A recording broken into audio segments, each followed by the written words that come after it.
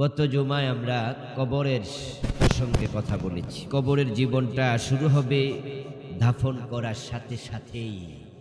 রাসূলুল্লাহ সাল্লাল্লাহু আলাইহি ওয়াসাল্লাম বলেছেন, ইন্নাল আবদা ইযা বুদিআ ফি কবরিহি ওয়া তাওয়াল্লা আনহু আসহাবুহু।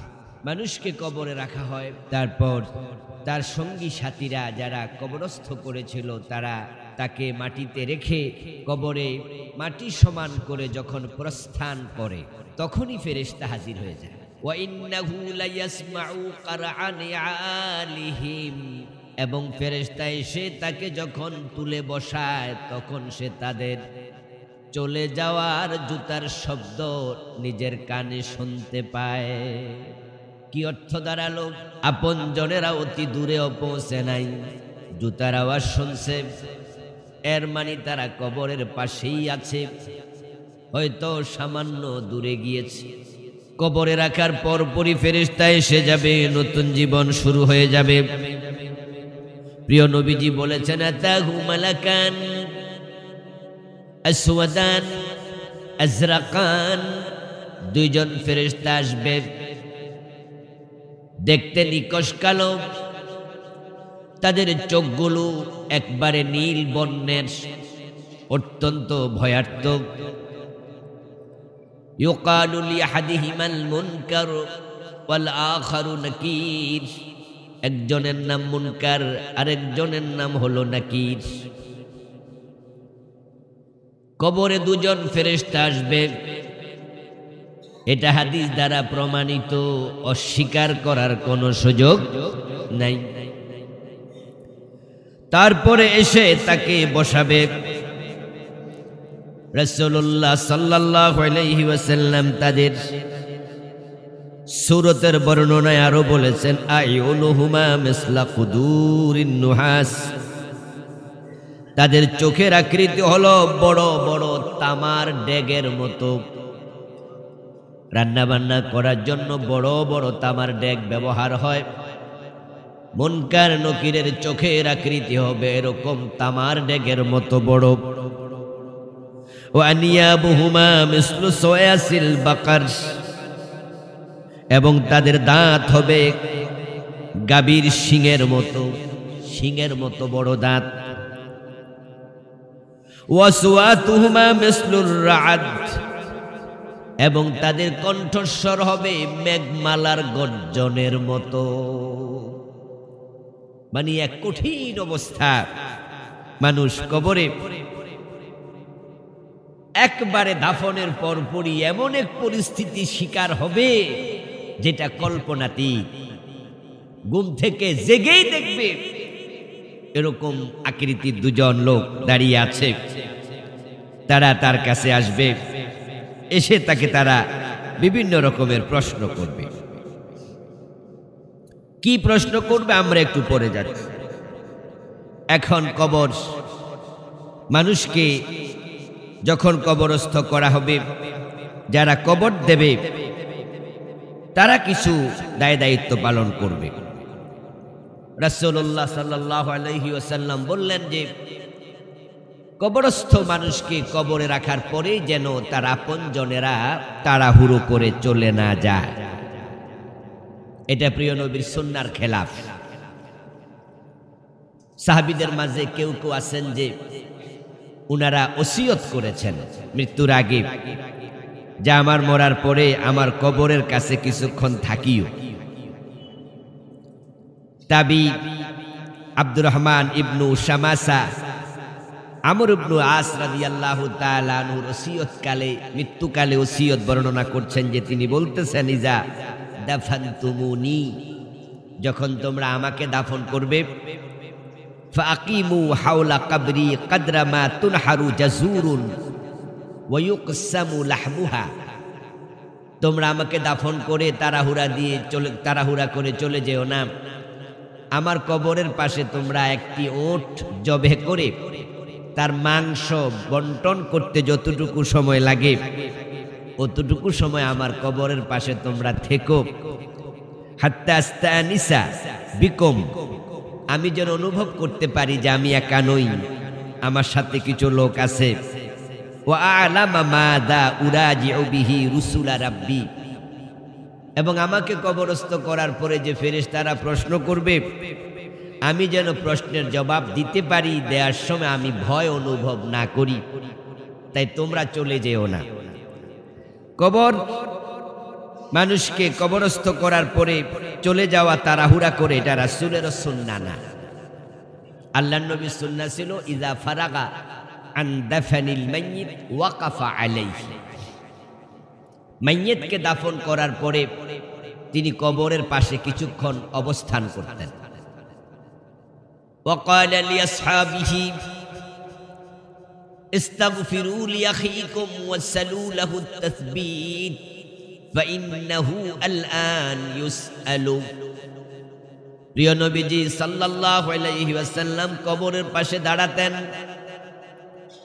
সঙ্গী সাথীদেরকে বলতেন তোমাদের ভাইয়ের জন্য আল্লাহর কাছে ক্ষমা প্রার্থনা করো এবং আল্লাহর কাছে বলো আল্লাহ যেন তাকে ঈমানের উপরে অটল অবিচল রাখে, কারণ তাকে এখনই প্রশ্ন করা হবে। মুনকার নকির আসবে, প্রশ্ন করবে, প্রশ্ন এখনই করা হবে। আল্লাহকে বলো আল্লাহ আমার এই ভাইয়ের প্রশ্নের জবাব তুমি সহজ করো। প্রশ্ন তো ঈমানের সাথে সম্পৃক্ত প্রশ্ন হবে, তাই তুমি তাকে ঈমানের উপরে অটল অবিচল রেখো, এই দোয়াটা করো। আর আমরা যারা এই কাজটুকু করব তাদের জন্য আল্লাহর পক্ষ থেকে আমাদের জন্য পুরস্কার আছে। তাড়াহুড়া করে চলে যাওয়ার মাঝে কল্যাণ নেই।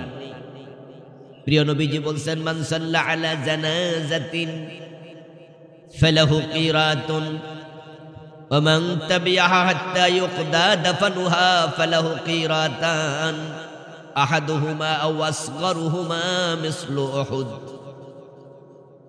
যদি কোনো মানুষ কারো জানাজার নামাজ পড়তে যায়, জানাজার নামাজ পড়লে তার আমল নামায় 1 কিরাত পরিমাণ সওয়াব আল্লাহ লিখে দেন।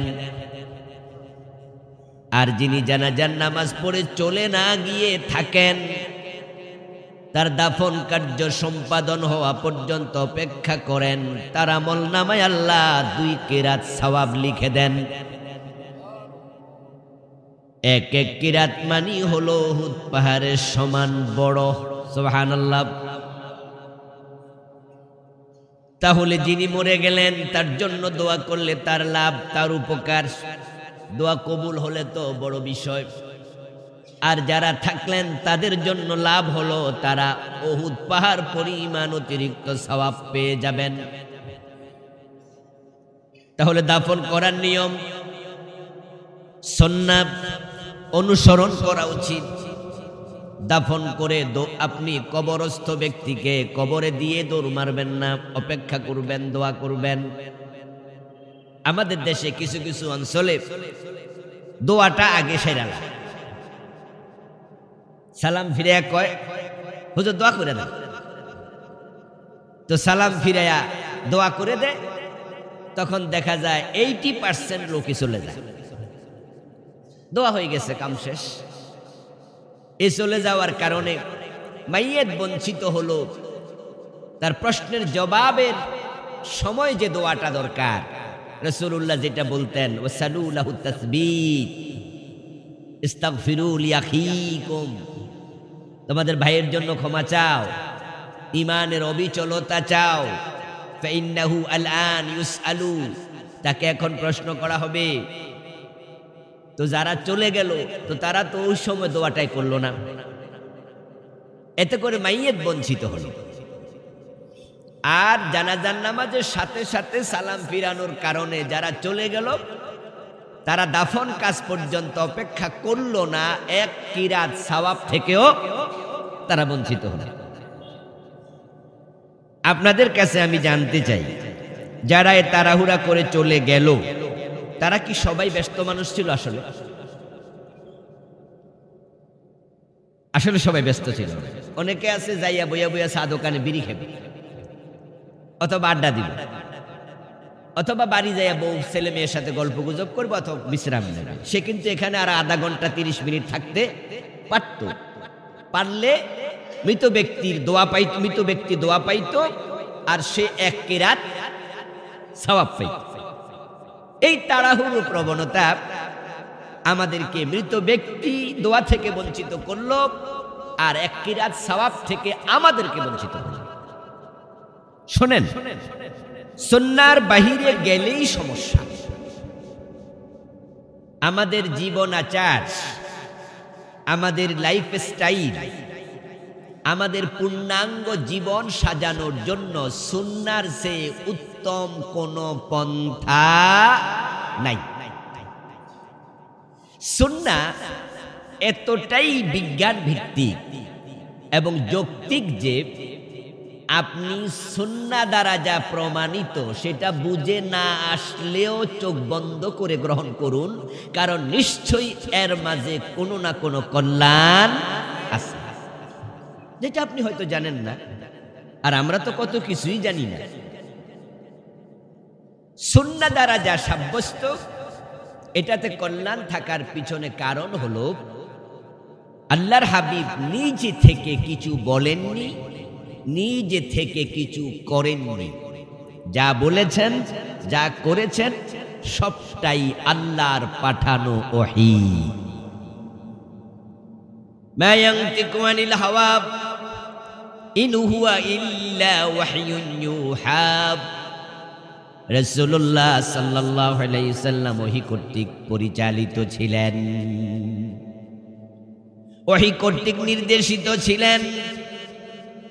এজন্য যে আল্লাহ ওহী পাঠালেন তিনি ভালো করে জানেন কিসে মানুষের কল্যাণ, কিসে মানুষের অকল্যাণ। তাই নবী মুহাম্মদকে দিয়ে এমন কাজই করাইছে যে কাজের মাঝে নিশ্চয়ই কোনো না কোনো কল্যাণ আছেই। এখন তাড়াহুড়ো করে দোয়া করে দিল, ওরা সুন্নাহর খেলাফ কাজ করলো। রাসূলুল্লাহ কবরের পাশে দাঁড়াইতেন, তারপরে বলতেন আস্তাগফিরু লিআখিকুম। ইজা ফারাগান দাফানিল মাইয়িত, যখন মাইয়িতের দাফন থেকে অবসর নিতেন, ফারেগ হতেন, ওয়াকাফা আলাইহি, দাঁড়াতেন, তারপর বলতেন আস্তাগফিরু লিআখিকুম। আর আপনি সালাম ফিরে দোয়া করে বাড়ি চলে গেলেন। একটি হাদিস দিয়ে তারা দলিল দিতে চায়। আল্লাহর হাবিব সাল্লাল্লাহু আলাইহি ওয়াসাল্লাম বলেছেন, ইজা সাল্লাইতুম আলাল মাইয়িত ফাখলিসু লাহু দুআ। তারা বলছে এই হাদিসে পাওয়া যায় জানাজার নামাজের পর পর দোয়া করো। এই হাদিসের ভুল অনুবাদ করে লোকগুলো ধোঁকা খেল। ইজা সাল্লাইতুম আলাল মাইয়িতি, যখন তোমরা মাইয়িতের জন্য নামাজ পড়বে, মাইয়িতের উপরে নামাজ পড়বে, জানাজার নামাজ পড়বে, ফাখলিসু লাহু দুআ, অতঃপর নামাজের পরে তার জন্য ইখলাসের সাথে দোয়া করবে। এখন নামাজের পরে দোয়া পাইয়া গেছে। আমার দোস্ত, এখানে ফা শব্দটি তাকিবের জন্য আসে নাই। ওরা রাসূলুল্লাহর কাউলি হাদিস দেখেছে, আমলি হাদিস দেখে নাই। মনে রাখবেন, হাদিস যখন আপনি পড়বেন তখন এক দেশ দর্শিতার নে পড়বেন না। আপনি একটা পাই আর একটা ছেড়ে দেবেন না, ব্যালেন্স করবেন, মিলাবেন। মিলাইলে আপনি বুঝবেন যে আসলে হাদিসটা দিয়ে কি বুঝাতে চাওয়া হয়েছে। রাসূলুল্লাহ মুখে বললেন, যখনই তোমরা নামাজ পড়বে জানাজার নামাজ, তখন নামাজের পরে অতঃপর ইখলাসের সাথে দোয়া করো। অথচ রাসূল নিজে দোয়া করলেন নামাজের পরে না দাফনের পরে? তো উনি মুখে বললেন যে নামাজের পরে দোয়া করো, আর উনি নিজে করলেন দাফনের পরে। আসলে ব্যাপারটা এটা তো একজন আলেম হিসাবে আপনার বোঝা উচিত যে রাসূল নিজে বলছে যা সাল্লাইতুম আলাল মাইয়িত ফাখলিসু লাহু দুআ। মাইয়িতের উপরে নামাজ পড়লে অতঃপর তুমি ইখলাসের সাথে দোয়া করো। অথচ প্রিয় নবীর অন্য হাদিস বলছে তিনি দাফনের পরে দাঁড়াই থাকতেন, তারপরে বলতেন এবার দোয়া করো। তো বললেন একরকম, করলেন আরেক রকম। ব্যালেন্সটা করতে হবে। আমরা আপনাদেরকে হাদিস পড়তে বলি, কোরআন পড়তে বলি, তা আপনি হুজুর বলছে যে হাদিসের এখন বাংলা অনুবাদ আছে, হাদিস পড়ো। তা আপনি তিরমিজি শরীফ বাংলা অনুবাদ আছে, আপনি কিনলেন। তো কিনে আপনি আপনার বাড়িতে পড়তে শুরু করলেন কিতাবুত তাহারাত। তো কিতাবুত তাহারাতে ঢুকলেই দেখবেন যে হাদিস আছে, আতান নবী সাল্লাল্লাহু আলাইহি ওয়াসাল্লাম সুবাতাতা কওমিন ফাবালা কায়মা। তিরমিজিতে কিতাবুত তাহারাতের শুরুর দিকে আছে রাসূলুল্লাহ একটি আবর্জনা স্থলে গেলেন কোন গোত্রের, তারপরে সেখানে তিনি দাঁড়িয়ে প্রস্রাব করলেন। এখন তিরমিজির এই হাদিস পড়ে আপনি পরের দিন খাড়ায় খাড়ায় প্রস্রাব শুরু করে দিলেন। আর আপনি যখন দাঁড়ায় প্রস্রাব করলেন, লোকজন জিগাইলো কি ভাই আপনি হাজি সাহেব মানুষ এরকম খাড়ায় খাড়ায় প্রস্রাব করেন? আপনি কইলেন যে হাদিসে পাইছি, এটা আগে জানতাম না, কালকে জানছি। আপনি হাদিসে পাইয়েই যে আমল করা শুরু করলেন। আচ্ছা, দাঁড়িয়ে প্রস্রাব করা নিষেধ এমন হাদিস কি নাই? তা আপনি ওই হাদিস পড়বেন না, একটা ফইরেই যে আমল শুরু করে দিলেন। হযরত আলীকে রাসূল বলছে, ইয়া আলী লা তাবুল কায়েমা, আলী দাঁড়ায় প্রস্রাব করো না। বলে রাসূলুল্লাহ সাল্লাল্লাহু আলাইহি ওয়াসাল্লাম যে একবার নিজে দাঁড়ায় প্রস্রাব করছেন, আবার আলীরে মানা করছেন, ব্যালেন্স কি? তাতবিক দিতে হবে, ব্যালেন্স করতে হবে। তখন মুহাদ্দিসরা এবার কি বলেছে আপনি গবেষণা করে দেখেন এবং প্রিয় নবীজির জীবনের আমল দেখেন। রাসূলুল্লাহ প্রতিদিন প্রস্রাব করত 2 থেকে 3 বার, যেমন আমরা করি। তাহলে এক মাসে আমরা কয়বার প্রস্রাব করি? 3 বার করে, দিনে করলেও তো এক মাসে 90 বার। তাহলে এক বছরে কতবার? পুরা জীবনে কতবার? এবার বলুন তো, দাঁড়ায়া করছে কয়দিন? কিরে ভাই, কথা কি বুঝাইতে পারতেছি না আমি? দাঁড়ায়া করছে কয়দিন? আর বাকি পুরা জীবন কি করছে? দাঁড়ায়া না বৈশা? তা আপনি একটা ভাই আমল শুরু করলেন কেন? কথা বোঝেন নাই? এখন আপনাকে দেখতে হবে যে কিরে রাসূল নিষেধ করে, আলীকে বলল দাঁড়ায়া করো না, তাহলে উনি কেন করলো? ডেফিনেটলি এখানে কোনো ব্যতিক্রম কারণ আছে। তো খুঁজতে গিয়ে পাওয়া যায়, মুহাদ্দিসরা বলছে যে প্রিয় নবীর তখন হাঁটুতে ব্যথা ছিল, রানে টান ছিল, রোগের মাঝে আরকুন নেসা নামে একটা রোগ ছিল। কেউ কেউ বলছেন যে যেখানে দাঁড়িয়ে প্রস্রাব তিনি করেছিলেন সেখানে আবর্জনা ছিল, বসলে কাপড় নোংরা হতে পারত। তাহলে সেদিন এটা বিশেষ কারণ ছিল। একটা কারণ আমাদের জন্য ইসলামের পথ সুন্দর করেছে যে রাসূলুল্লাহ ওজর বশত কোনো একদিন দাঁড়িয়ে একবার প্রস্রাব করে বুঝাইছেন, তোমরাও যদি দুনিয়ার কোথাও ওজরে ফরো তাহলে তোমরাও মাঝে সাঝে করতে পারবা। মাঝে সাঝে আমরাও তো করা লাগে। পৃথিবীর এমন কিছু এয়ারপোর্ট আছে যেখানে বসে প্রস্রাবের জায়গাই নাই, বুঝলেন? যে প্রস্রাব করবো কই খুঁজে দেখি যত টয়লেট সব খাড়াইয়া খাড়াইয়া আছে। কুত কি একটা অবস্থা করছে। ওই একটা হাদিস যদি না থাকতো তাহলে সেদিন আমরা তো বিপদে পড়ে যেতাম, যে হারি আমির মতো হুজুর আমি কি করি। এজন্য ইসলামের প্রতিটা বিধানের মাঝেই অবশ্যই কোনো না কোনো হিকমত আছে, ব্যালেন্স করুন। প্রিয় নবীজি সাল্লাল্লাহু আলাইহি ওয়াসাল্লাম বললেন, ইজা সাল্লাইতুম আলাল মাইয়িত ফাখলিসু লাহু দুআ।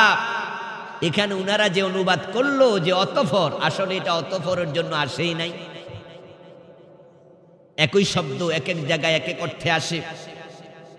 আপনি দেখুন না কোরআনে আল্লাহ অন্য জায়গায় কি বলছেন, ওয়াইদা কুরিয়াল কুরআনু ফাসতামিউ লাহু ওয়া আনসিতু লাআল্লাকুম তুরহামুন। ওয়াইদা কুরিয়াল কুরআন, যখন কোরআন তেলাওয়াত হবে, ফাসতামিউ লাহু, তোমরা কোরআন মনোযোগ দিয়ে শুনবে। এখানে ফা শব্দের অর্থ যদি কেউ অতঃপর করে তাহলে তো হইব কোরআন তেলাওয়াত শেষ, এরপরে শোনা শুরু করিও। আচ্ছা, তেলাওয়াত শেষ হইলে শুনবেন কি? বলুন তো, তেলাওয়াত কালে শোনা হয় না তেলাওয়াত শেষে শোনা হয়? ডেফিনেটলি কেউ কোরআন যখন পড়বে, কোরআন তেলাওয়াত চলা কালে মনোযোগ দিয়ে শোনো। এখানে ফা শব্দটা অতঃপর অর্থে আসে নাই। অতঃপর মানে তো একটা কাজ শেষ হইয়া আর একটা শুরু। তো কোরআন তেলাওয়াত শেষ হইলে আপনি শুনবেন কি? তেলাওয়াত তো শেষই। এখানে ফাটা এসেছে একসাথে কাজ করার জন্য। কোরআন তেলাওয়াত চলবে যখন, মনোযোগ দিয়ে শুনবে তখন। এখানে ফাডা তাকিবের অর্থে আসে নাই। ইজা সাল্লাইতুম আলাল মাইয়িতি ফাআখলিসু লাহু দুআ, একই অর্থে যখন মাইয়িতের জানাজার নামাজ পড়বে, জানাজার নামাজের ভিতরে কি দোয়া আছে না? আল্লাহুম্মা গফিরলি হাইয়িনা ওয়া মাইয়িতিনা ওয়া শাহিদিনা ওয়া গায়িবিনা, আসেনি? আল্লাহুম্মা গফির লাহু ওয়ারহামহু ওয়াফি ওয়াফু আনহু ওয়াকরিম নুজুলাহু ওয়াসসি মুদখালাহু আল্লাহুম্মা গসিলহু বিল মাই ওয়াস সালজি ওয়াল বার ওয়া নাক্কিহি মিনাজ যুনুবি কামা ইউনাক্কাস সাওবুল আবিয়াদু মিনাদ দানাস আল্লাহুম্মা বাঈদ বাইনাহু বাইনা খাতায়াহু কামা বাআদতা বাইনাল মাশরিকি ওয়াল মাগরিব আল্লাহুম্মা আদখিলহুল জান্নাহ ওয়া কিহি আযাবান নার। প্রিয় নবী আরো কত দোয়া পড়তেন 3 নাম্বার তাকবীর দিয়া। ওই দোয়া যখন পড়বে ইখলাসের সাথে পড়ো। রাসূল এটা বুঝাইছে যে দোয়া যখন পড়বে আন্তরিকভাবে দোয়া করো। আর কিছু লোক ভুল অর্থ দিয়া সালাম ফিরিয়ে দোয়া করবে। এই জন্য যত ফিকার কিতাব আছে সব ফিকার কিতাবে জানাজার নামাজের পর পর আবার দোয়া করাকে বিদআত বলা হয়েছে। সুতরাং জানাজার নামাজের পরে দোয়া যারা করেন সাথে সাথে এটা পরিত্যাজ্য। আমরা দোয়া যদি করি তাহলে ওই হাদিস দিয়ে আমল করব। লাশ দাফনের পর পর চলে যাব না, কবরের পাশে কিছুক্ষণ অবস্থান করব। আমার প্রিয় ভাইয়েরা,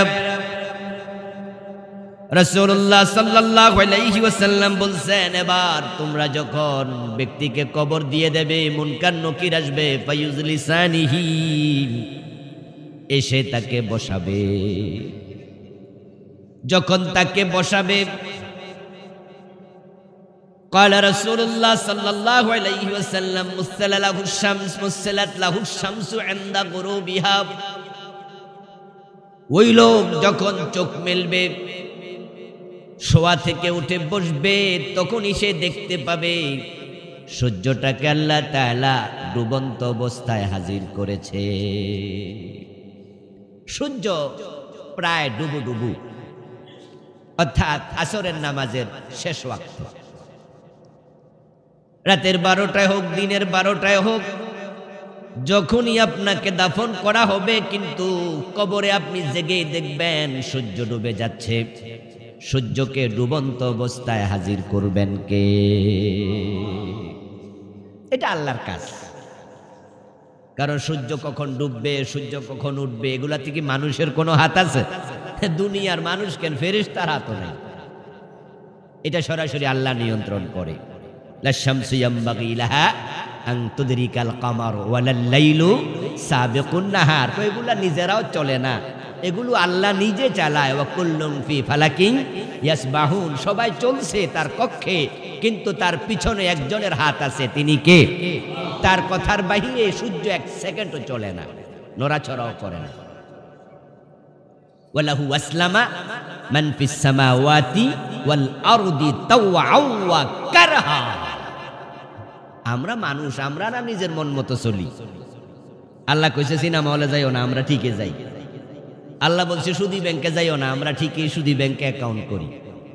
এই যে আজকে মসজিদে বসে আছেন, বেহেশতে যাওয়ার জন্য দৌড়াই আইছেন, মসজিদে জুমা পড়বেন, অথচ সুদের লেনদেন কালকেও করছেন এবং আজকেও করবেন, আবার আগামীকালকেও করবেন। আল্লাহ কয় কি আর আমরা করি কি? কিন্তু আকাশ এবং জমিনে যারা আছে, আল্লাহ বলছে সব মাখলুক ইচ্ছায় অনিচ্ছায় আমি আল্লাহর কাছে সারান্ডার করেছে। সুবহানাল্লাহ। ওয়ালাহু আসলামা, তার কাছে আত্মসমর্পণ করেছে। মান ফিস সামাওয়াতি ওয়াল আরদ তাওআ ওয়া কারহা, ইচ্ছায় অনিচ্ছায়, মানে তারা বাধ্য আমার কথা শুনতে। শুধু অবাধ্য হয় কেডা? মানুষ এবং জিন। অবাধ্য হচ্ছে মানুষ এবং জিনেরা। অথচ যাদেরকে আল্লাহ ইবাদতের জন্যই বানিয়েছিলেন, তারাই খান্নাসি করছে আল্লাহর সাথে, তারাই অবাধ্যতা করছে। এখন সূর্য ডুবন্ত অবস্থায় নিজে নিজে হাজির হবে। সূর্যের ক্ষমতা কোথায়? সূর্যের তো ক্ষমতা নেই। এই কাজটা আল্লাহ কেন করবেন? এটা হলো আল্লাহর পক্ষ থেকে প্রথম পরীক্ষা। ফেরেশতা পাঠাবেন মুনকার নাকির, ঠিক আছে, এখন মুনকার নাকির যখন প্রশ্ন করবে বাংলায় করবে না আরবিতে করবে? কি মনে হয় আপনাদের? কথা বলেন, কি আরবিতে করবে? তো সবাই আরবি জানেন তো, কি এটা বিপদ না? এরা যদি বাংলাদেশে বাংলায় করতো তাও তো বুঝতাম যে যাক বাংলায় কইছে, বাংলাদেশে আরবি কথা কইব, কি একটা বিপদের কথা। আচ্ছা আরবি দুই চারটা যদি বোঝেন, আরবি কইতে পারেন তো সবাই, তো উত্তর কি দিবেন? আরেক মুসিবত। এই জন্য মুনকার নকিরকে পাঠানোর পর আল্লাহ তাআলা নিজেই একটি প্রশ্ন করবেন, দেখি আমার বান্দার অনুভূতি কি, আমার বান্দার অনুভূতিটা আমি টেস্ট করতে চাই।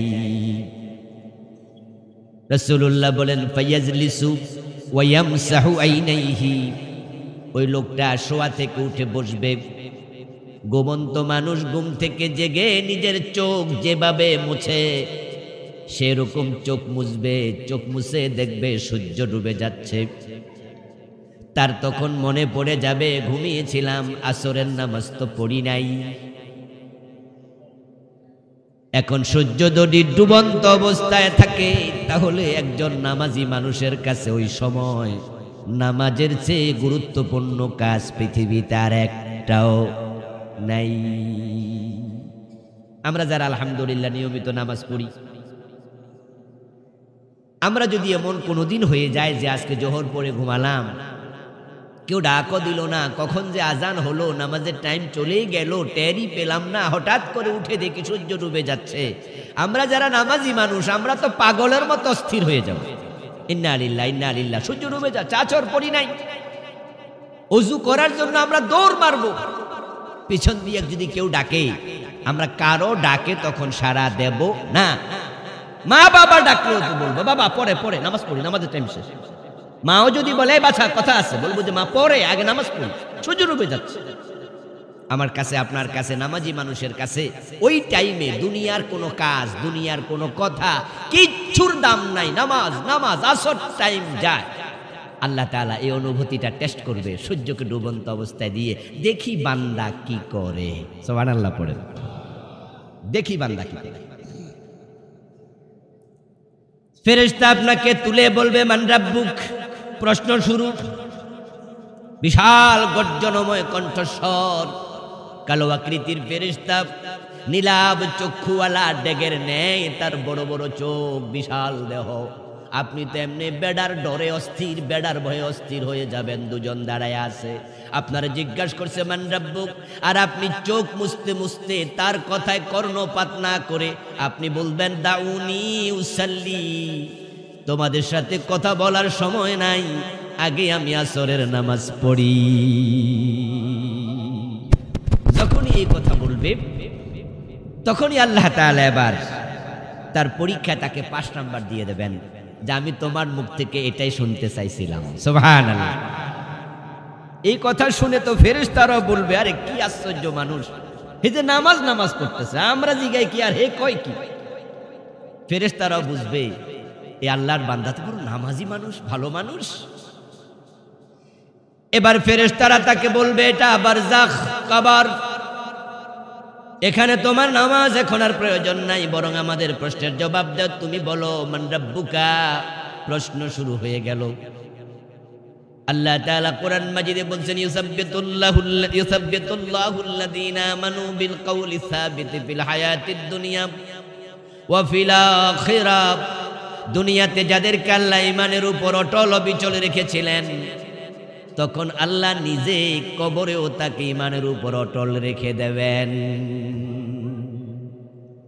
এর মানে পরবর্তী যত প্রশ্ন হবে, জান্নাতে পৌঁছা পর্যন্ত যত ঘাঁটি আছে, সবটার দায়িত্ব আল্লাহ নিজে নিয়ে নেবেন। সুবহানাল্লাহ। এখন আপনার হাতে আর কিচ্ছু নাই, দরকারও নাই, আপনি এখন নিশ্চিন্ত, আপনি এখন নিশ্চিন্ত। যারা হজ করতে গেছেন তারা দেখেন যে আপনারা সৌদি আরবে যখন বিমানবন্দরে নামেন তখন আপনাদের পাসপোর্টও কিন্তু নিয়ে যায়, গাড়িতে তুলে তখন কোম্পানি বলে সবার পাসপোর্ট দেন, তো আপনি পাসপোর্ট দিয়ে দেন। পাসপোর্ট দেওয়ার পরে কাউকে কাউকে আছে আবার যখন এই 40 দিন পরে এয়ারপোর্টে আসবে তখন পাসপোর্ট ফিরিয়ে দেবে। এর এই মাঝখানে পাসপোর্ট আপনারা দেবে না, এটা নিয়ে আমরা মাথাও কামাই না। কারণ আমি যখন সৌদি আরবে গেলাম, ঢুকে গেলাম, এখন থেকে হোটেলে কই থাকবো, আমরা আপনার আরাফায় কখন যাব, মিনায় যাব, আমি কি আরাফা মিনা চিনি? যারা নতুন গেছে তারা চিনে নাকি? হোটেল চিনে? কিছু জানে না ওরা। তখন ওই যিনি আমির হয়, সামেনা ওয়াতানা, উনি আমার ইমাম আমির, উনি যেদিকে নেই সেদিকে। এবার এই 40 দিন বেড়া যা কয় আমরা তা শুনি। আমরা যখন হজের যিনি আমাদের দায়িত্বশীল হয় তার কথা মতো এবার চলি, আমার পাসপোর্টের দরকার নেই। উনি আমার হোটেলে নিছে, উনি আমারে বলছে এবার চলেন, মক্কায় নিছে, উমরা হয়েছে, পরে আবার হোটেলে ফিরে আনছে, আবার 8 তারিখে বলে আবার রেডি হন, চলেন আমরা মিনায় যাব, সেখান থেকে মুজদালিফা, আরাফা, তারপরে সব কাজ হয়ে গেছে। এ নিয়ে আমার কোনো টেনশন নাই, সবটা উনার দায়িত্ব। আবার দেশে আসার সময় পাসপোর্ট দিবে, এবার যান, আবার বাড়ি চলে যান। আপনি আমি যখন কবরের মাঝে দাউনি উসাল্লি বলে দেব, এই ফেরেশতারা কথা বলার সময় না আগে নামাজ পড়ি, আল্লাহ তাআলা আপনার দায়িত্ব নেবে জান্নাত পর্যন্ত। আপনি ফুলসেরাত পার হবেন, আপনার টেনশন নাই। আপনি কবর থেকে উঠে কই যাবেন, হাসরের ময়দানে নাকি আরশে আজিমের নিচে, এ নিয়ে আপনার টেনশন নেই। যারা আরশে আজিমের নিচে বসবে তারা আরশে আজিম খুঁজে বের করবে না, কারণ আরশ কই আছে তারা তো জানিই না। যেমন আপনারা হজে গিয়া আপনি জেদ্দা থেকে জানেন নাকি হোটেল কোনটা, আপনি তো চিনেনই না। ও আমিরের কাজ এটা, আমির আপনাকে নিয়ে যাবে, যে আপনার মুআল্লিম। আরশ তো আমরা জানি না কই আছে। এজন্য প্রিয় নবী বলছে সিনপান মুশাতা সিনপান রুকবানা ওয়া সিনপান আলা উজুহিহিম, যারা ভালো মানুষ তাদের কবরের পাশে আল্লাহ জান্নাতের গাড়ি পাঠিয়ে দেবে। ওরা কবর থেকে ওটার সাথে সাথে ফেরেশতা গাড়িতে তুইল্লা ফুলের মালা দিয়া রিসিভ করে ডিরেক্ট আরশে আজিমের নিচে দিয়ে যাবে। সেখান থেকে ফুলসেরাত মুলসেরাত পার কইরা সব কিছু আসানের সাথে আল্লাহ তাআলা সাইরা তারপরে আবার বলবে যাও উদখুলুহা বিসালামিন আমিনিন, নিরাপত্তার সাথে আল্লাহর জান্নাতে ঢুকে যাও। আর যারা দাউনি উসাল্লি বলতে পারবে না তাদের আর উপায় নাই। তাহলে এতটুকু ওয়াজ শোনার পরে যাদের বুঝ আছে তারা একটু বলুন তো, কবরের প্রথম প্রশ্ন মান রাব্বুকা নাকি নামাজ? মান রাব্বুকাটা মৌখিক প্রশ্ন, কিন্তু এর আগে একটা সাইকোলজিক্যাল টেস্ট হয়ে গেছে, ওটা মনস্তাত্ত্বিক প্রশ্ন ছিল, মানে শব্দবিহীন পরীক্ষা হয়ে গেল আর কি, দেখি বান্দা কি বলে। এবার কবরে যে আপনি অনুভূতি প্রকাশ করলেন নামাজ পড়তে চাই, এই ওয়াজ শোনার পরে বেনামাজিও যদি প্ল্যান কইরা মরে যে কবরে আমিও এটাই করি, কইতে পারবো যে না, এটাও আপনি হবে, আপনার আমলের উপর ডিপেন্ড করবে। তার দুনিয়া যেমন তার আখিরাত তেমন। কে কবরে জান্নাতি হবে, কে কবরে জাহান্নামী হবে, কার কবরটা জান্নাতের টুকরা, কারটা হবে আগুনের কুণ্ডলী, এটা চেনার জন্য জানার জন্য মরার কোনো দরকারই নেই, মরার প্রয়োজনই হয় না। ওয়ালা ইউজলামুনা ফাতিলা, মরার দরকার হবে কেন?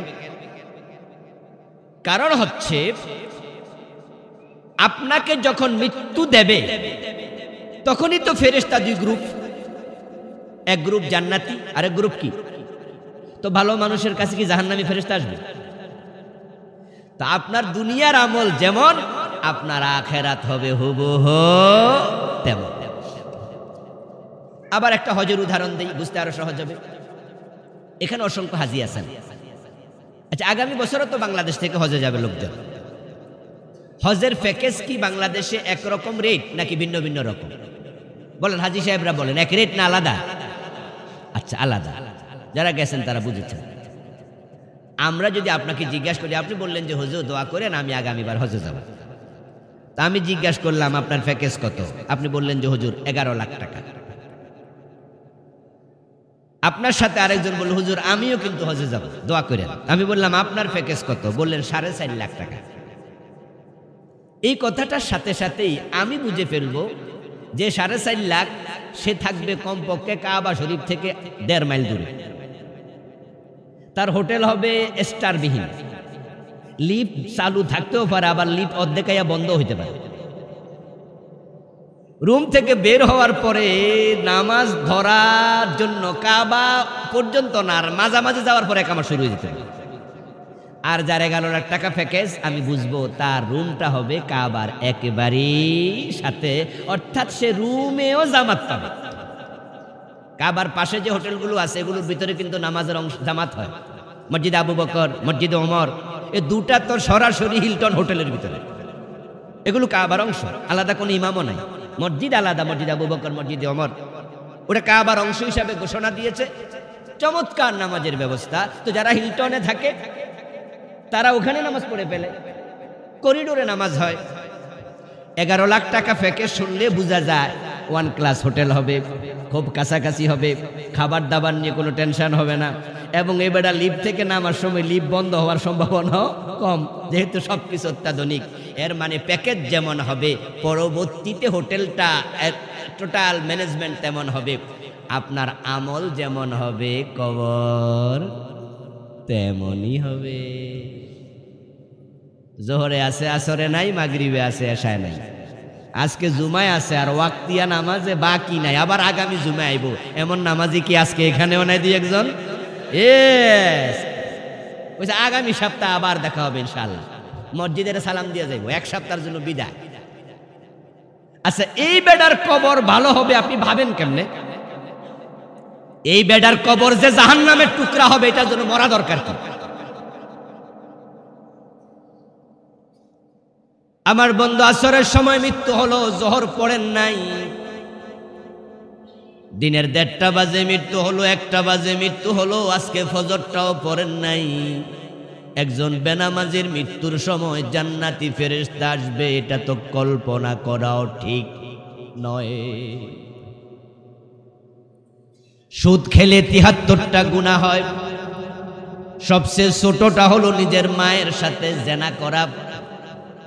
আর যে লোকের মৃত্যুর সময় সুদে টাকা লাগানো আছে, ওই লোকের মৃত্যুটা হয় মায়ের সাথে জেনা করা অবস্থায়।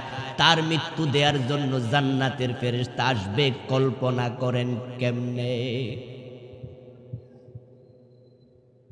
সারাদিন অফিস করেছেন, ফেরার পথে মরে গেছেন, অফিস থেকে বাড়িতে ফিরেন নাই, রাস্তায় মারা গেছে। পকেটের মাঝে ঘোষের টাকা, যেগুলো অফিসে খাইছে। যারা অফিসে ঘোষ খায় তারা কি টাকাকে অফিসে রেখায় নাকি? পকেটে লইয়া বাড়িতে আই, রাস্তার মাঝে আজরাইল হাজির, পকেটের মাঝে ঘোষের টাকা। তুমি ভাবো কেমনে তোমার জান কবজের জন্য জান্নাতের ফেরেশতা আসবে?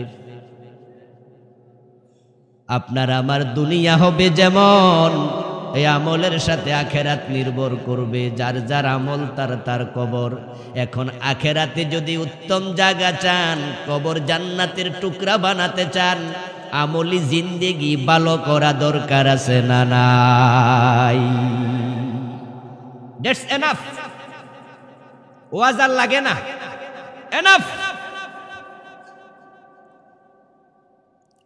ওয়াজ শুনবেন, সুবহানাল্লাহ পড়বেন, আমল ঠিক করবেন না, কি লাভ ওয়াজ শুনে?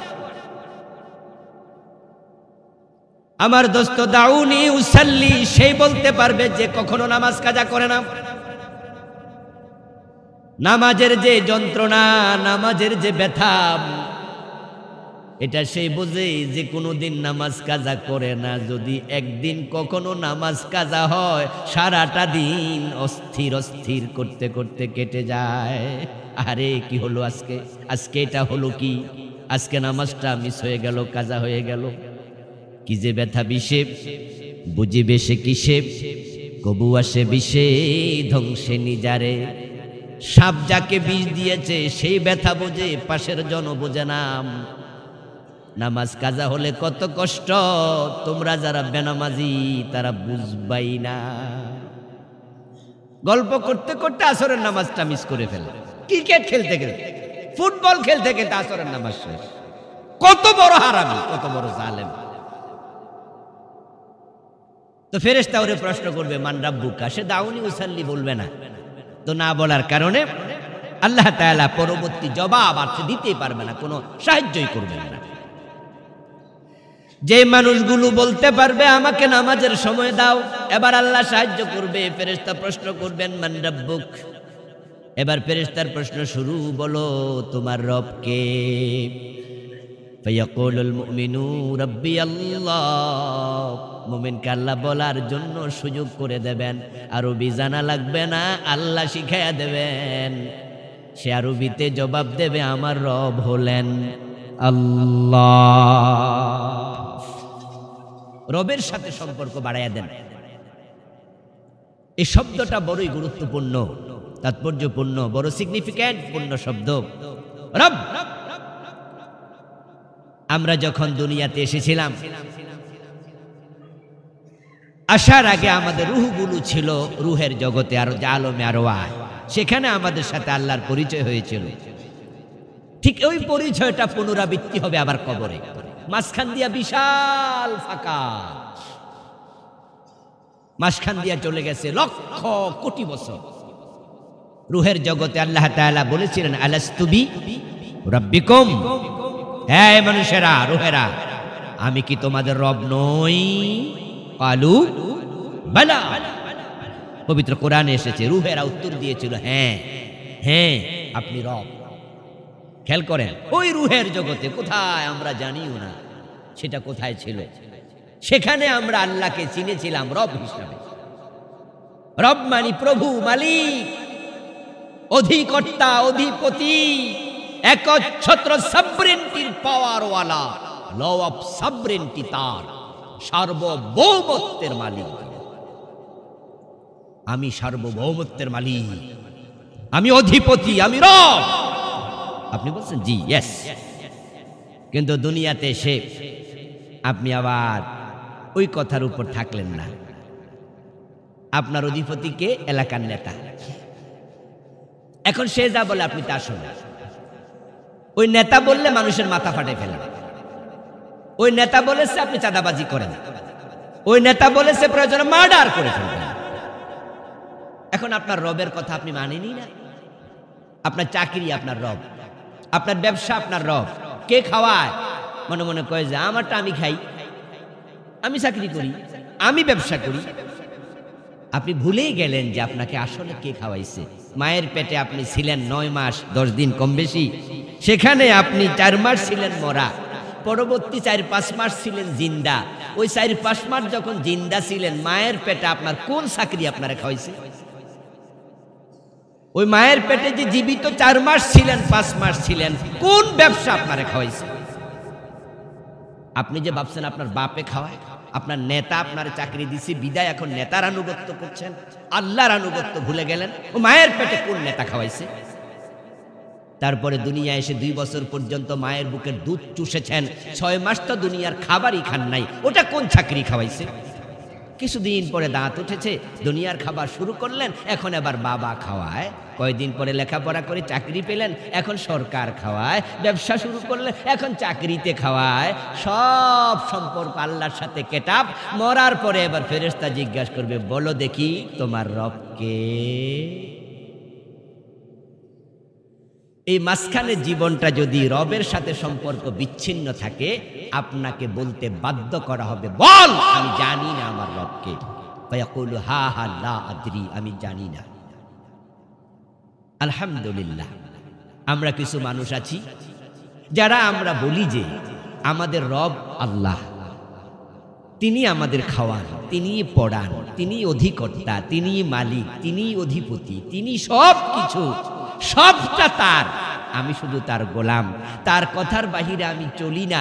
দুনিয়ার সব কিছুকে আমি ওসিলা মনে করি। আমি ওসিলার সাথে সম্পর্ক ছিন্ন করতে পারি, মূল রবের সাথে পারি না। তাই প্রয়োজনে রবের পথে চলতে গেলে চাকরি ছেড়ে দেই, মা বাবার সাথে সম্পর্ক ছিন্ন করি, নিজের প্রিয়তমা স্ত্রীকে তালাক দেই, সন্তানকে ত্যায্য করি, নিজের জীবনটাও দিতে রাজি, রব ছাড়তে রাজি নই। যে মানুষেরা এই অঙ্গীকার, এই ডিটারমিনেশন, তার এই অনুভূতি, তার এই শক্তিশালী তাজা ঈমান নিয়ে মারা যাবে, সে 1 সেকেন্ডের ভিতরে বলবে, আরে তিনি তো আমার চিরসঙ্গী, রব্বি আল্লাহ। তার কথা আমি মেনে চলেছি। আমি ডক্টর কামালের সংবিধান মানি নাই, আমি আমার রবের সংবিধান কোরআন মেনে চলেছি। ডক্টর কামাল সংবিধানে লিখেছে চোর ধরে জেলে দাও, ব্রিটিশ আইন ফলো করেছে। আমি তার সাথে চিরবৈরিতা, সবসময় দ্বিমত করে করে বেঁচেছি।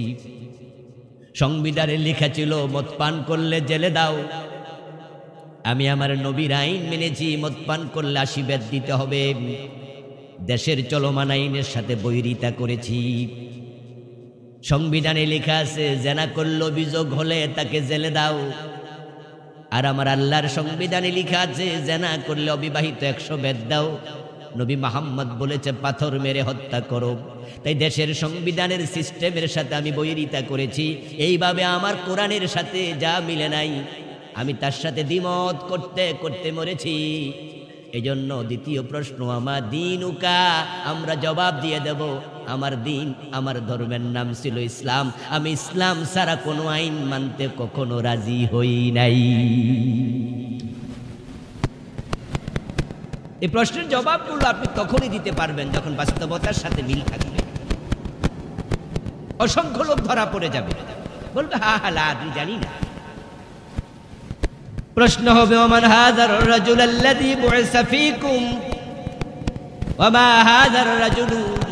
নবী মুহাম্মদ সাল্লাল্লাহু আলাইহি ওয়াসাল্লামকে কবরে হাজির করা হবে। মানুষ নিজের চোখে নবী মুহাম্মদকে কাছ থেকে দেখতে পাবে। আরে রাসূলকে স্বপ্ন দেখার জন্য কত দোয়া আমরা করতেছি। প্রিয় নবীকে যদি একটিবার দেখতাম কি ভালো লাগতো, কিন্তু মরার পরে নিজের চোখে রাসূলকে কাছ থেকে প্রত্যেক মানুষ কবরে দেখবে, সুবহানাল্লাহ। কিন্তু দুর্ভাগ্যের বিষয় হলো অসংখ্য লোক তাকে সেদিন চিনতেই পারবে না, দেখবে কিন্তু চিনবে না। রাসূলুল্লাহকে কবরে কাছ থেকে দেখবে, মিট হবে, মোলাকাত হবে। আল্লাহর হাবিবের ইন্তেকালের সময় ফাতেমাতুজ জাহরা রাদিয়াল্লাহু তাআলা আনহা, প্রিয় নবীজির কন্যা, তিনি একবারে বেকারার হয়ে কাঁদছিলেন। বাবা মরে যাচ্ছে, কষ্ট দেখে ফাতেমা কাঁদছে। প্রিয় নবী ফাতেমাকে ইশারা দিলেন, এদিকে আয়।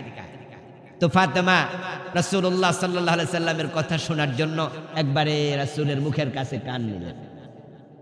প্রিয় নবীজি ছোট্ট করে কিছু বললেন, ফাতেমা কান্না বন্ধ করে দিলেন। আল্লাহর হাবিব ইন্তেকাল করলেন।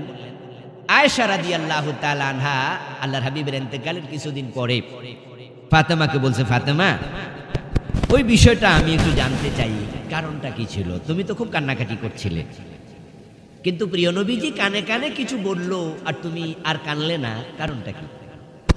ফাতেমা রাদিয়াল্লাহু তাআলা আনহা বলেন যে আমার কান্না দেখে বাবা আমাকে কাছে টেনে নিয়ে বলতেছে, ফাতেমা তুই কাঁদিস না, কবরে তোর সাথে সবার আগে আমার দেখা হবে। আল্লাহর হাবিবের এই ভবিষ্যৎবাণী বাস্তব হয়েছিল। আল্লাহর হাবিবের ইন্তেকালের 6 মাস পরে ফাতেমা ইন্তেকাল করেছে। তাহলে রাসূলুল্লাহর সাথে আমার দেখা হবে। দেখাটা কোথায় হয়েছিল? কথা বলে না কেন ভাই? কোথায় দেখা হবে? ইয়েস, ওই যে ওমা হাযার রাজুল, উনি কে? মানুষ কবরে দেখবে রাসূল। ফাতেমা তোর সাথে আমার সবার আগে দেখা হবে বারজাকি হায়াতে, আখিরাতের জীবনে। তো ফাতেমা বলেন যে বাবার সাথে যদি আমার সবার আগে দেখা হয় তাহলে আমার কান্নাকাটি দরকার কি? কয়দিন পরেই তো সাক্ষাৎ হচ্ছে। আচ্ছা, আপনার বাবা মরে যাচ্ছে, মা মরে যাচ্ছে, তখন যদি বাবা মা আপনারা ডাইকা নিয়ে কয় তুই সবার আগে মরবি, আপনি খুশি হইবেন না বেজার হইবেন? আপনি কবিন ইন্না লিল্লাহ, আমার বাপে কয় কি? আপনার কান্দা না আইলো আরো হাওলাত করে কানবেন যে শাসছে কামা, আমার তো অবস্থা ভালো না। আর ফাতেমা উনার ইন্তেকালের মেসেজ পেয়ে তিনি কান্না বন্ধ করে খুশি হলেন। সুবহানাল্লাহ। আল মাউত তুহফাতুল মুমিন, মুমিনের জন্য মৃত্যু একটা উপহার, একটা হাদিয়া। এজন্য প্রকৃত মুমিনরা মৃত্যুকে ভয় পায় না। ইন্ডিয়া আমাদেরকে ভয় দেখাচ্ছে গত কয়েকদিন ধরে, বিভিন্নভাবে উস্কানি দিচ্ছে, কিন্তু তারা জানে না আমরা 18 কোটি মুমিন, আমরা মৃত্যুকে ভয় পাই না। আপনারা জানেন তো, চোখ কান খোলা রাখেন। কিন্তু মমতা ব্যানার্জি অলরেডি ঘোষণা দিয়ে দিচ্ছে, জাতিসংঘকে আহ্বান জানাচ্ছে যে বাংলাদেশে জাতিসংঘের শান্তি রক্ষা মিশনের সৈন্য পাঠান। আমাদের দেশে কি যুদ্ধ শুরু হয়েছে নাকি? অনিরাপত্তা আছে নাকি? তো মিশনের লোক দরকার কি এখানে? এখানে কেন জাতিসংঘের সৈন্য লাগবে?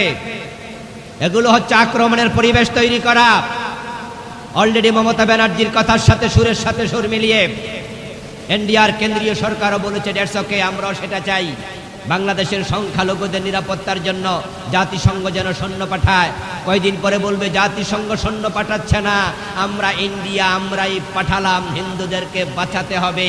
বিভিন্ন অশিলা খোঁজে বাংলাদেশ আক্রমণের চিন্তা তারা করছে। তারা জানে না তাদের দেশ বড় হতে পারে, তাদের সৈন্য সংখ্যা বেশি হতে পারে, জনবল বেশি থাকতে পারে। আমাদের একটা জিনিস বেশি আছে, সেটা হচ্ছে ঈমান।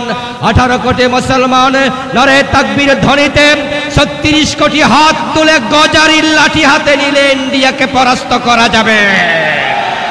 আমাদেরকে তারা পরাজিত করতে পারবে না।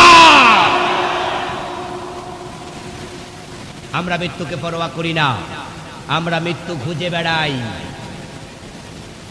শাহাদাত আমাদের অন্তরের তামান্না, ঠিক না? কার অন্তরে কি খবর জানি না, আমি তো আল্লাহর কসম দিয়ে আল্লাহকে বলি, আল্লাহ শাহাদাত দিও, শাহাদাত দিও, শাহাদাত দিও, শাহাদাতের মৃত্যু দিও আল্লাহ। আর সেই মৃত্যু যদি ইন্ডিয়ার হিন্দুদের হাতে হয়, তাহলে শাহাদাতে কোনো সন্দেহ থাকবে না। গাজওয়া হিন্দের জন্য আমরা অপেক্ষা করছি। কাদেরকে ভয় দেখাচ্ছ তোমরা? প্রিয় নবী ভবিষ্যৎবাণী করে গেছেন, সূরা নাসাইতে হাদিস এসেছে, আবু দাউদে এসেছে, 2টি বাহিনী জান্নাতি হবে। একটা হচ্ছে ঈসা আলাইহিস সালামের সঙ্গী হয়ে যারা দাজ্জালের বিরুদ্ধে যুদ্ধ করবে, আর যারা হিন্দুস্তানের সাথে যুদ্ধে অংশগ্রহণ করবে সবাই জান্নাতি হবে। তবে হ্যাঁ, তাদের কোন উস্কানিতে আমরা পা দেব না। আলহামদুলিল্লাহ, বাংলাদেশ সম্প্রীতির প্রমাণ দিয়েছে। আমাদের অ্যাডভোকেট আলিফকে হত্যা করার পরেও আমরা মুসলমানেরা কোনো চরম মাপের প্রতিক্রিয়া দেখাই নাই। আর বাস্তবেও তাই। বাংলাদেশের হিন্দুদের সাথে সবার সাথে কি আমাদের ঝগড়া আছে? আলিফকে যারা হত্যা করেছে, যে 10-20 জন 50 জন হিন্দু সরাসরি আক্রমণ করেছে, আলিফকে তো আর 1000 হিন্দু মিলে মারে নাই, মারছে 10 জনে, 5 জনে, 20 জনে। এই 10 জন 20 জন হিন্দু যারা হত্যাকারী, তাদেরকে খুঁজে আইনের আওতায় আনার দায়িত্ব আমার না সরকারের? তা আমি উগ্র হব কেন? অপরাধীকে সরকার ফাইন্ড আউট করবে, তাকে ধরবে, শাস্তি দেবে। আমরা আমাদের বাংলাদেশের সকল হিন্দুকে আলিফ হত্যার আসামি মনে করি না, বরং অপরাধী চিহ্নিত হবে, নির্ধারিত কয়জন, তারা শাস্তি পাবে। আবহমান কাল থেকে এই দেশের হিন্দুদের সাথে আমাদের বন্ধুত্ব আছে, বৌদ্ধদের সাথে আছে। বাংলাদেশের ইহুদি, বৌদ্ধ, হিন্দু, খ্রিস্টান যারাই আছে, আমরা এক বাজারে তরকারি কিনি, এক জায়গায় মার্কেট করি। হিন্দুর দোকানে আমরা খরচ করতে দ্বিধা করি না। হিন্দু ভিক্ষুক আসলে আমরা ভিক্ষা দিয়ে সহযোগিতা করি। হিন্দু অসুস্থ হলে ঔষধ কেনার জন্য আমরা পকেটের টাকা দিয়ে তাকে হেল্প করি। হিন্দুর রক্ত দরকার হলে আমরা রক্ত দিয়ে সাহায্য করব। তাদের সাথে কোনো সংঘাত দ্বন্দ্ব ছিল না, ভবিষ্যতেও হবে না। বাংলাদেশের হিন্দুকে বাঁচানোর জন্য এনডিআর কোনো সৈন্যের প্রয়োজন বাংলাদেশে নেই। জাতিসংঘের সৈন্য তো প্রয়োজন হবেই না। এরপরেও তারা যদি পরিস্থিতি খারাপ করতে চায়, ঘোলাতে করতে চায়, আপনারা কি ভয় পেয়ে যাবেন নাকি? ভয় পাবেন নাকি? আমরা শাহজালাল উত্তরসূরি, তারা গৌরগোবিন্দের উত্তরসূরি। শাহজালাল পরাজিত হয়নি, বিজয় হয়েছে। শাহজালালের তলোয়ার এখনো আছে। আমাদের বিজয় নিশ্চিত, জালেমরাই পরাজিত হবে। মৃত্যুকে আমরা ভয় পাই না। হযরত ফাতেমা ভয় পাননি। ফাতেমার মতো হওয়া লাগবে, ঠিক আছে? প্রিয় নবীর সাথে কবরে দেখা হবে ইনশাআল্লাহ। রাসূলুল্লাহকে চিনতে হলে রাসূলের মতো আদর্শে জীবন গঠন করুন। রাসূলুল্লাহর মুখে দাঁড়িয়ে আছে না নাই? কবরে যখন দেখবেন রাসূল কি ক্লিন শেভ থাকবে? তা আমনের কি খবর? এখন আপনি যদি ক্লিন শেভ হন তো রাসূলের চেহারার সাথে তো আপনার চেহারারই মিল নেই। দাড়ি রাখতে পারা এটা সৌভাগ্যের, এটা সাহসের, এটা সাহসী সুন্নাহ, এটা সৌভাগ্যের সুন্নাহ। অসংখ্য সুন্নাহ আমাদের জীবনে আছে, মেচোয়াক, পাগড়ি, টুপি, আরো কত সুন্নাহ আছে। কোন সুন্নাহ কবরে যাবে না। কবরে মেসওয়াক যায় না, কবরে টুপিটা দেয়া হবে না, কবরে পাগড়ি যাবে না। একটা সুন্নাহ কবরে যাবে, সে সুন্নাহর নাম কি? রাসূলের চেহারার সাথে চেহারার মিল রাখেন ভাই, দাড়ি কামায়েন না, রেখে দেন দয়া করে। রাসূলের জীবনের আদর্শে নিজেকে উজ্জীবিত করুন, তাহলে আপনি রাসূলুল্লাহকে দেখবেন কাছ থেকে। কেমনে কাছ থেকে দেখবেন আল্লাহই ভালো জানে। আল্লাহ কিভাবে কবরে আনবেন, হতে পারে মদিনার কবরের, আপনার কবরের মাঝখানে যে দূরত্ব, আল্লাহ চাইলে দূরত্ব সংকুচিত করে কাছে আনার ক্ষমতা আল্লাহর আছে না নাই? আর আজকের আমেরিকার হোয়াইট হাউসে জো বাইডেন যদি বক্তৃতা দেয়, কয়দিন পরে নতুন প্রেসিডেন্ট বক্তৃতা দেবে, কি নাম জানি, ডোনাল্ড ট্রাম্প, পাগলা আবার ক্ষমতায় আসছে। এই হাফ মেন্টালকে কেমনে ওরা বানাইলো আল্লাহই জানে। তবে হ্যাঁ, এরা জাতে মাতাল তালে ঠিক। আমি খবর নিয়েছিলাম পাশ করার আগেই, আমিও তো গিয়েছি সেখানে অনেকবার, 3 বার গেলাম। তা আমি ওদের মনোমানসিকতা বুঝি। তা আমি জিজ্ঞাসা করছি, কি ভাই খবর কি? এই যে অগস্ট তো গেলাম, তখনও নির্বাচনী হাওয়া বইছে। বলল যে মহিলারে ভোট দেবে না। আমাদের বাংলাদেশি লোকেরা কয় দাঁড়াইছে তো কমলা, কমলা ভানুরে। ওরা জাতে মাতাল তালে ঠিক। আমেরিকার জন্মের পর থেকে আজ পর্যন্ত কোন মহিলাকে প্রেসিডেন্ট, এরা কাফের হইয়াও বোঝে, আর বাংলাদেশের লোকেরা মুসলমান হইয়া বোঝে না। ওরা বেড়ি ছাড়া কিচ্ছু বোঝে। এই 2 মহিলাকে পরিবর্তন করা দরকার। এই জন্য পুরুষের হাতে দেশের ক্ষমতা তুলে দিতে হবে। লান ইফলিহা কওমুন ওয়াল্লাউ আমরাহুম ইমরাআতান, সহিহ বুখারীর riwayat, সে জাতি কল্যাণ পাবে না যে জাতি নারীকে তাদের প্রধান বানায়া রাখে। আমার প্রিয় ভাইয়েরা, জো বাইডেন, কমলা, এরপরে ডোনাল্ড ট্রাম্প যদি আমেরিকার হোয়াইট হাউসে বক্তৃতা দেয়, আসলে লাইভ দেখায়, বাংলাদেশে বসে আমরা সরাসরি দেখি না, টেলিভিশনের মাধ্যমে যদি হোয়াইট হাউসের জো বাইডেনকে, ট্রাম্পকে এই দেশে দেখানো যায়, তাহলে আমার আল্লাহ এর চেয়ে কোটি গুণ উত্তম মাধ্যমে মদিনার নবীকে আপনার কবরে হাজির করার ক্ষমতা আল্লাহর আছে। রাসূলকে দেখে দেখবেন, চিনবেন, বলবেন হাদা মুহাম্মাদুর রাসূলুল্লাহ সাল্লাল্লাহু আলাইহি সাল্লাম। তারপর কবর জান্নাতের টুকরা হয়ে যাবে, কবরে বেহেশতের বিছানা বিছিয়ে দেয়া হবে, জান্নাতের সাথে দরজা খুলে দেয়া হবে। ফেরেশতা যাওয়ার সময় বলবে নাম কানাউমাতিল আরুস। তারা জিজ্ঞাসা করবে 4 প্রশ্নের পরে 5ম আরেকটা প্রশ্ন আছে, ওয়া মায়ুদরিকা, খুশি হয়ে বলবে আল্লাহর বান্দা সব প্রশ্নের জবাব 100তে 100% সঠিক, তুমি পাইলা কোথায়, জানলা কেমনে? তখন আল্লাহর মুমিন বান্দা বলবে ক্বরাতু কিতাবাল্লাহ ওয়া আমানতু বিহি, আমি তো কোরআন পড়েছি, কোরআনে পেয়েছি। তাহলে জবাব দিতে হলে কোরআন পড়া দরকার আছে না নাই? কোরআন পড়ুন, কোরআন বুঝুন, আল কোরআনের সমাজ গড়ুন, জান্নাতি ঘুম কবরে দেবেন, এক ঘুমে কিয়ামত হয়ে যাবে ইনশাআল্লাহ। ওয়া মা আলাইনা ইল্লাল বালাগ। যারা সুন্নাহ পড়েননি তারা সুন্নাহ পড়ে নিন। মেহেরবানি করে কাতারগুলো সোজা করুন।